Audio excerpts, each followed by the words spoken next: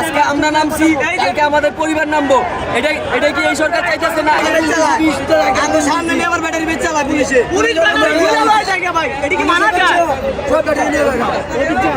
Battery খুলে police লয়ে যায়। আমরা গরিব, আমাদের গাড়ি কিস্তিতে রাখছি ভাই। আমাদের মনে করেন যে কিস্তি কিভাবে দিব, আমরা কিভাবে খাবো? আমাদের পেট, আমাদের সব বাচ্চা সংসার মনে করেন, আমাদের কিস্তি আছে, গ্যারেজ ভাড়া আছে, আমরা কিভাবে চলবো? এই রিক্সা বন্ধ করে দিলে আমরা কি চাকরি পাবো? আমাদের কাজ দিয়া পরে আমাদের রিক্সা বন্ধ করতে হবে, নয়তো এই সরকার আমরা মানি না, মানবো না।